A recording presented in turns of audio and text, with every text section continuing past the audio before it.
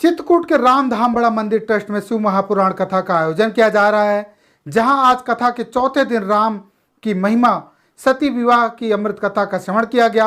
रामधाम बड़ा मंदिर के महंत श्री सिया राम जी ने बताया कि हर वर्ष की भांति इस वर्ष भी परम पूज्य गुरुदेव श्री श्री 108 श्री श्री अवध किशोर दास महाराज की पुण्यतिथि में शिव पुराण कथा का आयोजन किया गया है। देखिए, हमारी वैष्णवी परंपरा के अनुसार हम लोग अपने महापुरुषों के गुरुओं का जो पुण्यतिथि मनाते हैं उसमें कोई ना कोई कथा, भागवत हो, श्री रामचरितमानस हो, शिव महापुराण हो और अन्य ग्रंथों की जो कथा साल की पुण्यतिथि में करते हैं, उनमें दूर दराज से जितने 10 से 25 हज़ार शिष्य जो अपने गुरुदेव के लगे हैं, उनके सहयोग से अपना रामधाम बड़ा मंदिर ट्रस्ट के जो पदाधिकारी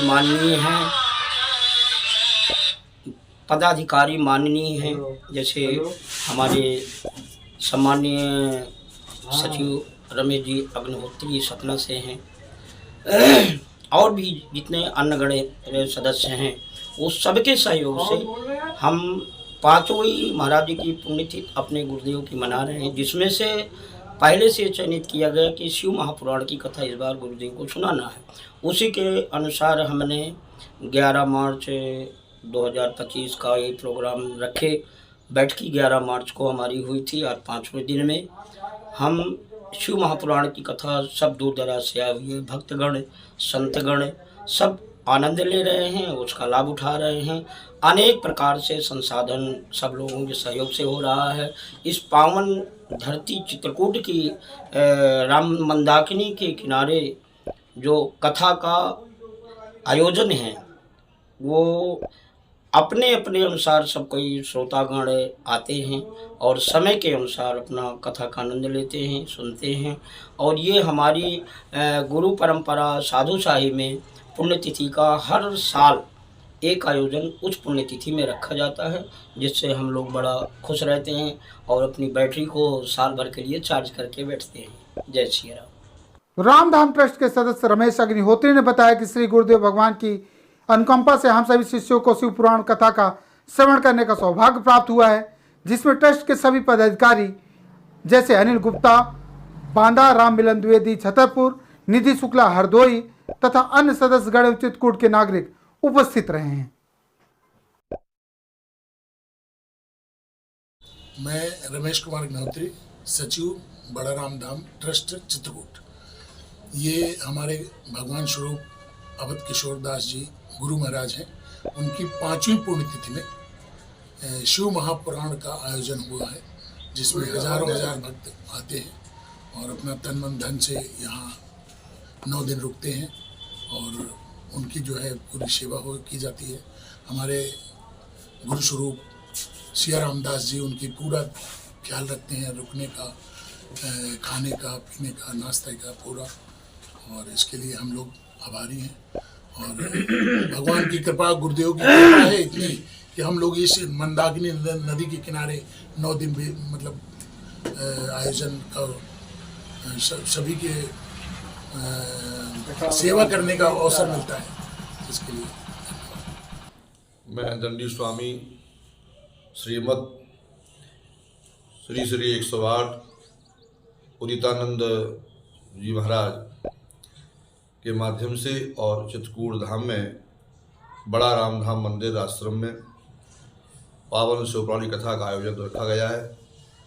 यहाँ के ब्रह्मलीन महाराज जी की स्मृति में और वहाँ मंदाकिनी के किनारे तो शिव पुराण का फाल्गुन महीने में बहुत बड़ा महत्व का बताया गया है। शिव महापुराण में गंगा तीरे, गंगा के किनारे, मंदाकिनी के किनारे, तीर्थों में और सरोवर में, उद्यान में शिव भगवान के समीप, प्रभु श्री राम के समक्ष समीप में तो शिव पुराण की महिमा, क्योंकि भगवान श्री राम भगवान शंकर के अनन्य भक्त हैं, भगवान शंकर भगवान श्री राम के भक्त हैं। तो शिवपुराण जैसे नदियों में गंगा का महत्व है और पुरियों में काशी का महत्व है, ऐसे ही पुराणों में शिव महापुराण का महत्व है, जिसमें भगवान शिव की महिमा का उनके पार्थिव लिंग पूजन का और उनके मंत्रों की कर्मकांड साधना बहुत विस्तार से वर्णन किया गया है। और इसमें शिवपुराण के करने से लिखा है भुक्ति और मुक्ति।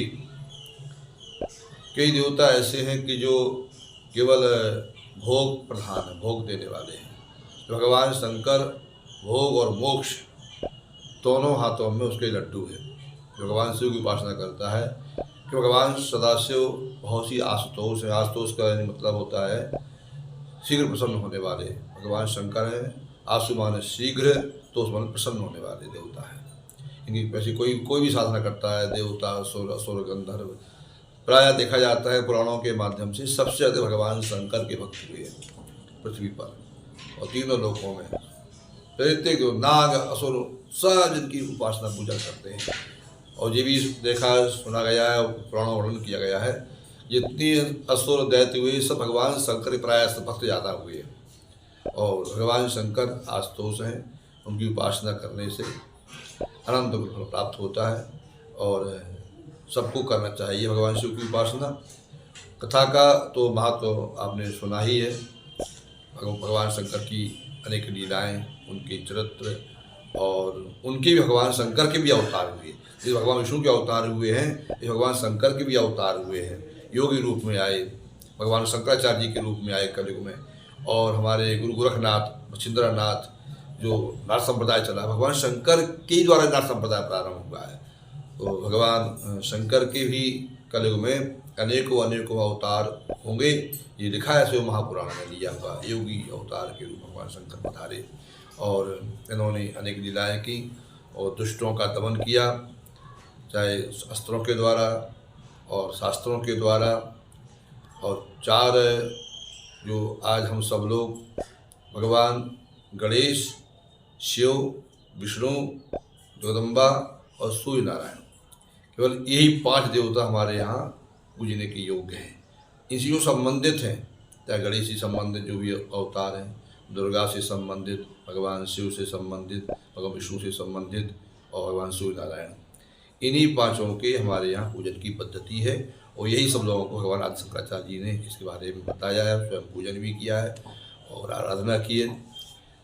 जगदम्बा के जो भी अवतार हैं, भगवान शंकर के जो भी अवतार हैं, ये सब शिव महापुराण में जैसे ज्योतिर्लिंग के रूप में प्रकट हुए, अनेकों प्रकट हुए। 12 तो मुख्य बताए जाते हैं शिव महापुराण में। जैसे इसके अलावा भी भारत में होने वाले जितने शिवलिंग हैं, आपका चित्रकूट धाम में विराजमान मत गजेंद्र भगवान शंकर का जो दिव्य सुंदर मंदिर है, ये कथा शिवपुराण में आती है। महाराज जी, कल जो सती चरित्र का वर्णन आपके विचार से किया गया, सती चरित्र के क्या महत्व है?